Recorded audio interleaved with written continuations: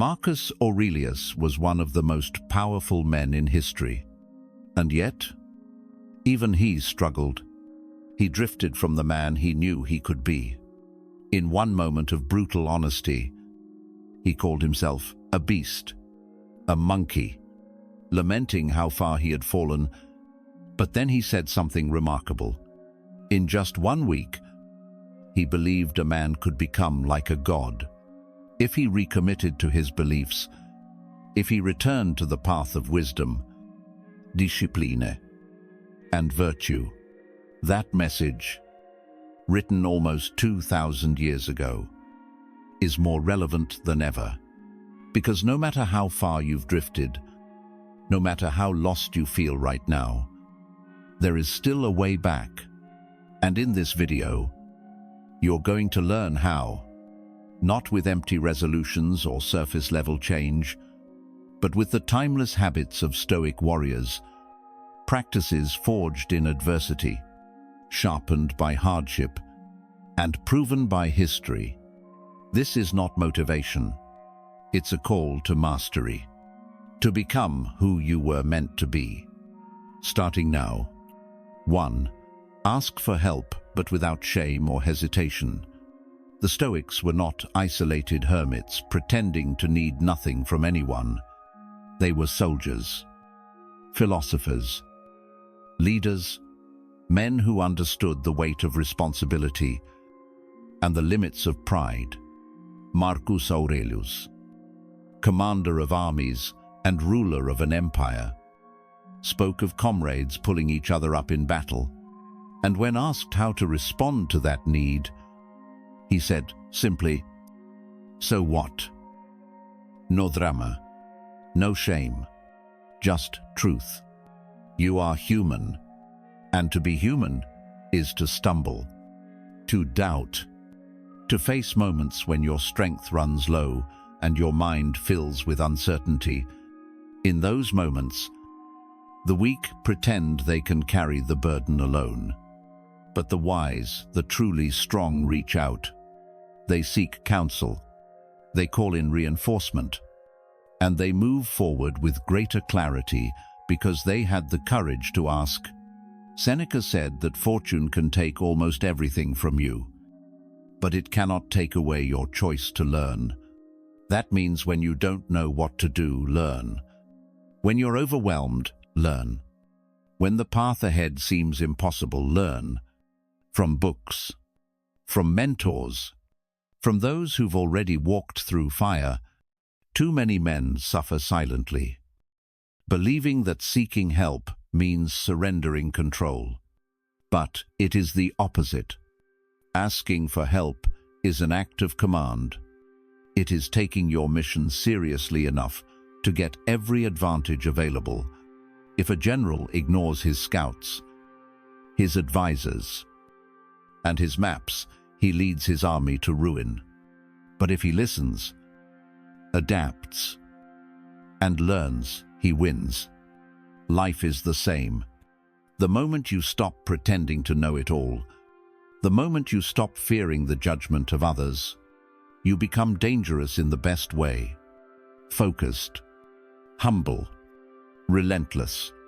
So in 2025. Let this be one of your most powerful habits. Refuse isolation. Reject false pride. And when the weight is too much, look your comrade in the eye and say, without hesitation, pull me up. Then get back in the fight. 2. Walk, because movement is medicine for the mind. The Stoics understood what many have forgotten, that the body was not built for confinement, and the mind was never meant to be trapped indoors, buried in screens, or dulled by endless noise. Seneca advised long walks in the open air, not as exercise, but as restoration. The air clears the mind. The steps break the grip of anxiety. The rhythm of your feet becomes the rhythm of your thoughts, steady, measured, calm. When you walk without distraction, without music or conversation, you begin to hear something deeper, your own thoughts, rising from the silence, your instincts, sharpening, your inner voice, no longer drowned by the chaos of modern life. In every Stoic practice, movement plays a role, not frantic motion, but deliberate stride. Socrates walked the streets of Athens, teaching through dialogue. Zeno taught in the Stoa, the painted porch, walking as he spoke. As his students followed, this was not accidental. This was tradition. Walking grounds you. It puts your body in motion while freeing your mind to observe, to reflect, and to resolve. In times of grief, walk. In moments of stress, walk. When anger clouds your vision, or despair threatens your will, walk. Walk until the emotions soften. Walk until the thoughts untangle. Walk until you return to yourself. This is not a task to complete. It is a way of being. It is a space you create. Each day, to center yourself before you engage the world. Too many chase solutions in complexity, pills, routines, productivity hacks. But what they need is space, air, stillness in motion, and it's found on the path under your feet. You don't need a forest. You don't need perfect weather. You need only to begin. Take the first step, then the next. Let your breath deepen. Let your gaze lift. Let the weight you carry shift with each stride. Because walking is not weakness. It is wisdom in motion. A quiet rebellion against haste.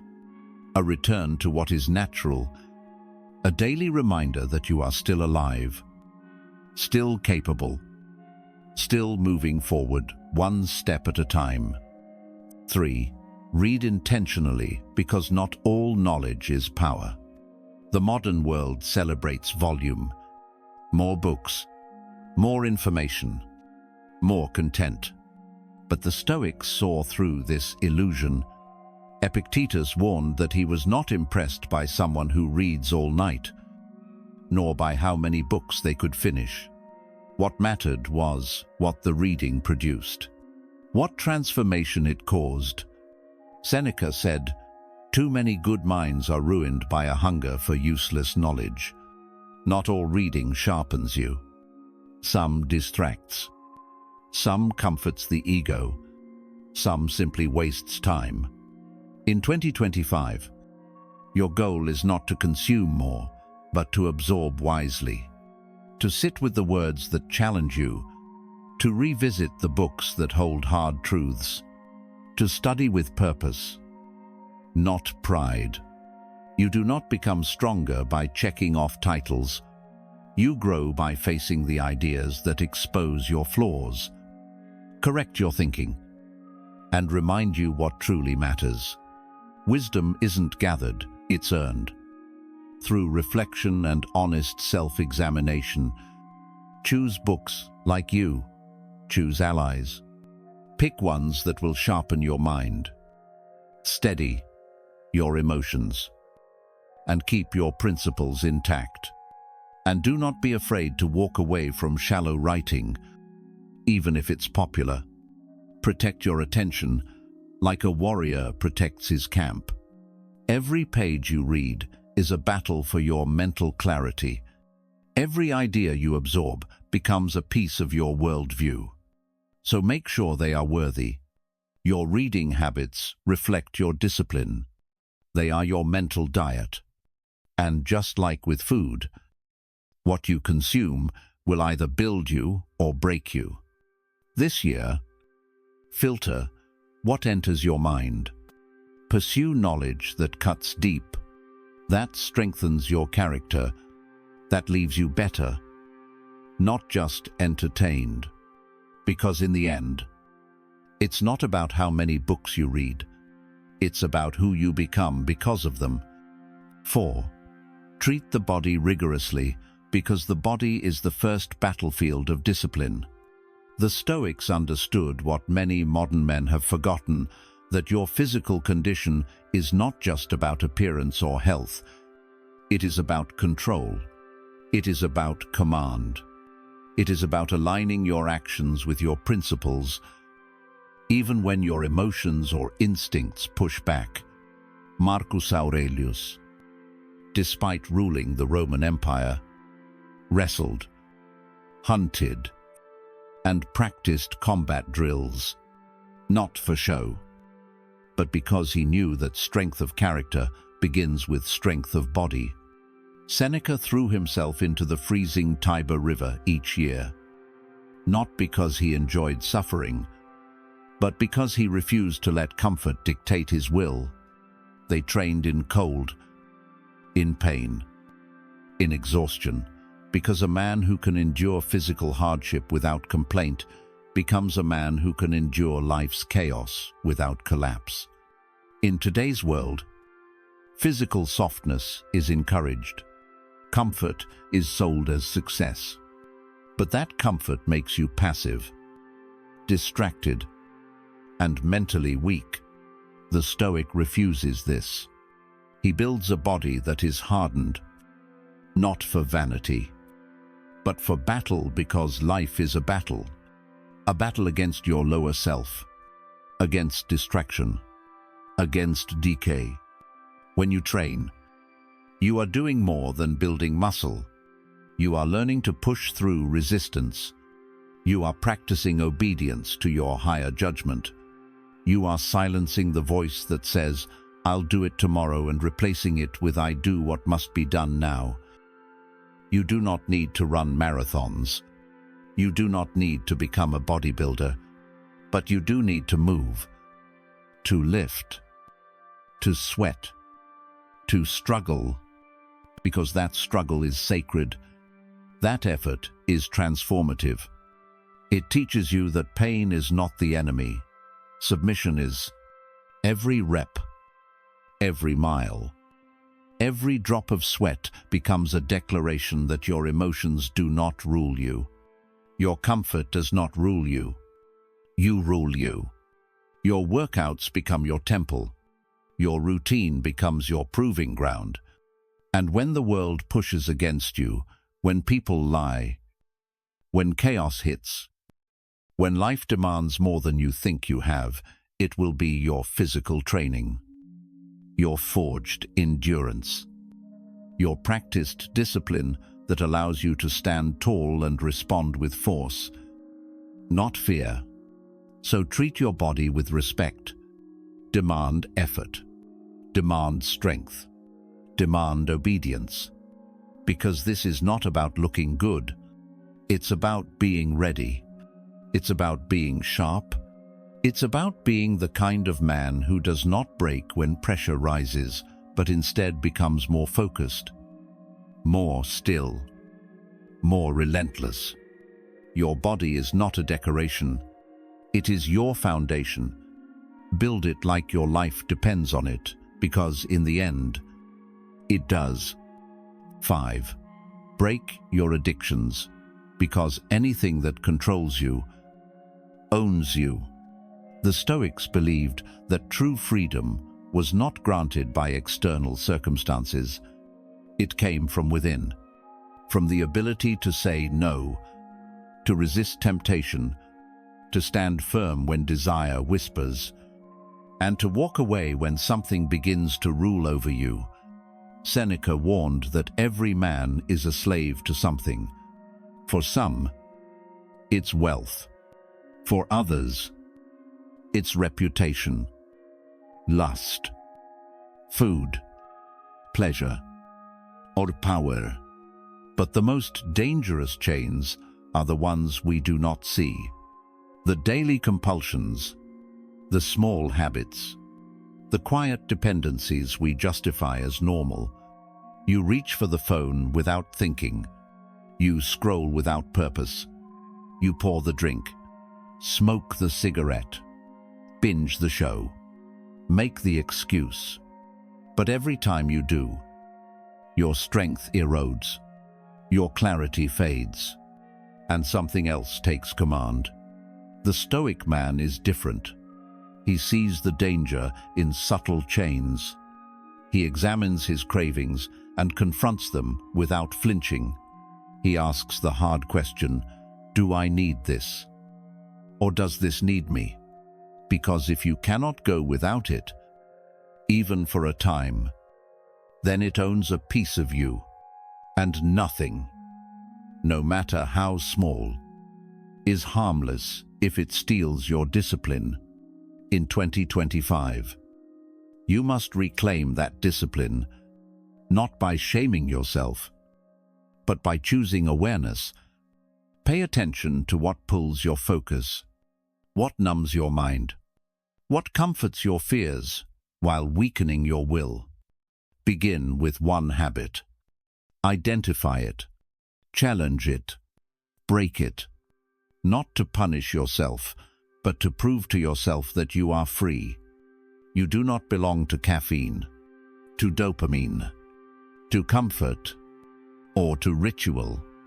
You belong to your purpose. You are the commander of your actions, not their servant. Let that be your mindset. Let it shape your daily choices.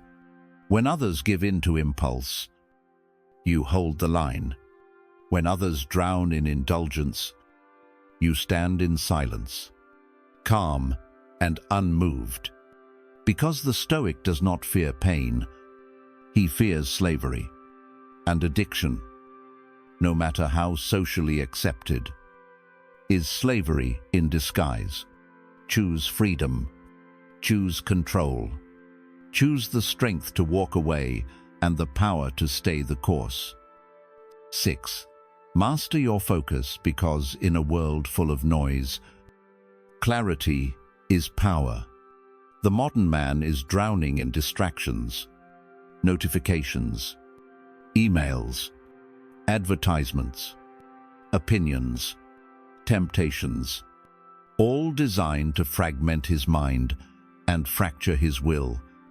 Attention has become the most valuable currency, and most people spend it recklessly. But the Stoics warned us long ago, if you cannot direct your own mind, you will be ruled by forces outside of you. Marcus Aurelius lived in the chaos of empire, surrounded by advisors, generals, enemies, and expectations. Yet in the middle of it all, he demanded of himself one thing: concentration. He wrote that every moment must be seized with seriousness and precision, not in haste, not in confusion, but with presence, because only through presence can we live wisely. Only through presence can we see clearly, and only through presence can we act decisively.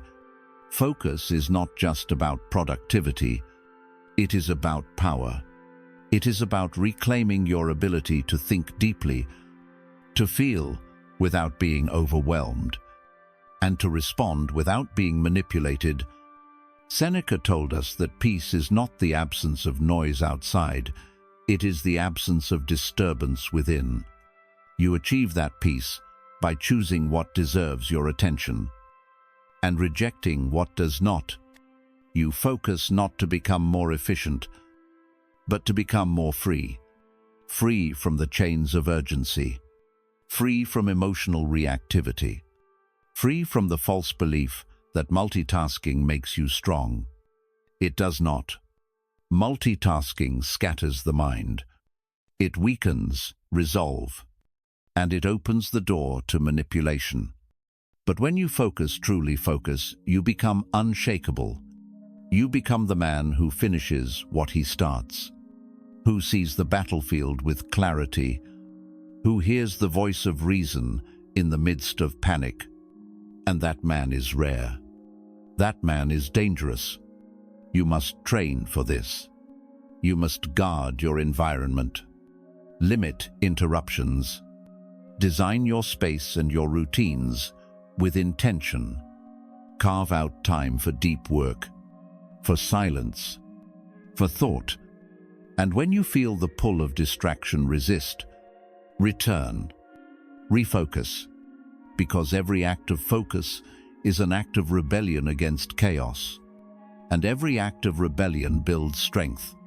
In 2025, let others be busy. Let others chase noise. You slow down. Lock in. Breathe deep. Focus like a warrior aiming his final shot. Because in a distracted world, your attention is your sword. And a sharpened sword always finds its mark. 7. Choose a word, because a single principle can anchor an entire year. Seneca said that if a man knows not which port he sails, no wind is favorable. The Stoics believed in clarity of aim, in choosing a direction, in naming the virtue that would guide them through chaos. Marcus Aurelius chose words like upright, modest, sane, and cooperative. These were not slogans. They were standards, reminders, anchors. In a noisy world, where desires shift and distractions multiply, the Stoic finds stability in a single word, a word that defines who he is becoming and how he will respond to what comes. This is not a resolution. It is a compass, a vow made in silence, a code repeated in moments of doubt. You may choose discipline, because you are tired of making promises you don't keep, or stillness, because your mind is flooded and frantic. You may choose courage, because fear has ruled you too long, or patience, because you've confused rushing with progress. The word is yours, but once chosen, it must be carried. Write it down. Reflect on it daily. Let it become the lens through which you make decisions, the standard by which you measure your actions. This word is not for others. It is for you. It is your shield, your boundary, your return point when the world tries to pull you off course. In the heat of conflict, in the quiet of failure, in the pressure of temptation, return to your word. Hold it in your mind like a soldier holds his formation. Calm, focused, unbreakable. The year will bring trials. It always does. But with a single word, you can remain unmoved. Not by pretending the storm won't come, but by knowing who you are when it does. So choose wisely. Let the word speak to your weakness. Let it call out your strength. And once you find it, do not let it go. It is not just a word. It is your anchor in the wind. 8. Stop delaying, because hesitation is the silent killer of potential. Epictetus asked a brutal and honest question: how much longer will you wait before you demand the best of yourself? That question cuts through every excuse, every distraction, every false comfort we cling to. The Stoics understood that the greatest threat to human potential is not failure, it is postponement. It is the habit of waiting. Waiting until you feel ready. Waiting until the conditions are ideal. Waiting until the fear goes away. But that moment never comes. And while you wait, life moves on. Opportunities pass. Strength fades. The fire inside grows cold. Marcus Aurelius wrote that you already know what is good. You already know what must be done. So why do you keep choosing tomorrow? Why do you delay becoming who you are meant to be? The truth is, every time you hesitate, you train yourself to avoid discomfort. You build the reflex of retreat. You become the man who talks more than he acts, who dreams more than he builds, who waits while others advance. That is not stoic. That is not strength. Strength is doing the work before you feel inspired. It is rising early when your body craves more sleep. It is facing the confrontation, the challenge, the moment without waiting for permission. In 2025, your time is now, not later, not someday. Now, you must destroy the lie that more thinking will solve the problem. Thinking has its place, but beyond a certain point. More planning is just fear in disguise. Action is the remedy. Movement is the medicine. Take the smallest step forward. It doesn't need to be dramatic, but it must be real. Write the first sentence. Do the first push-up. Make the hard phone call. Say the truth you've been avoiding. Every time you act instead of delay, you reclaim your power. You build momentum. You stop being a prisoner of the future and return to the one place you can actually change the present. The Stoics were not passive observers of fate. They moved. They acted. They endured. And so must you. Because greatness is not built on thoughts, it's built on action. And the cost of delay is not just lost time. It's a lost version of yourself. A stronger, wiser, bolder man who never got the chance to exist because you kept postponing his birth. Do not let another year pass in hesitation. Take control. Do it now. Begin. 9.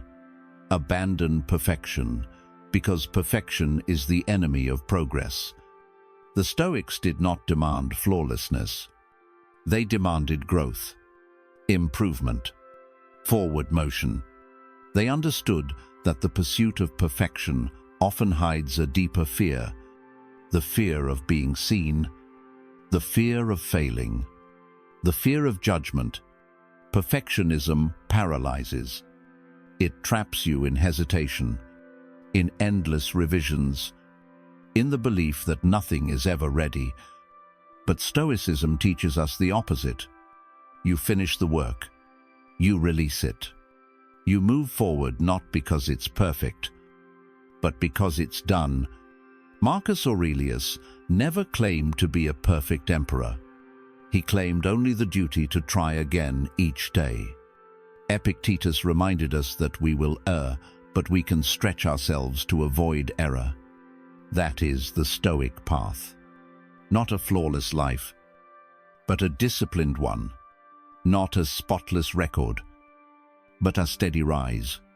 In 2025, you must silence the voice that says, "Not good enough." That voice is not your ally. It is resistance in disguise.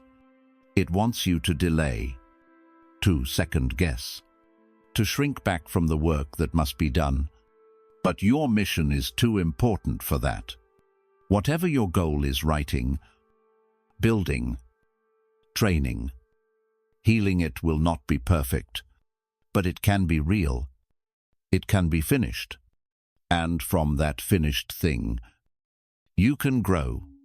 Progress begins when perfection ends. So start the project. Publish the work. Take the step. Share the message.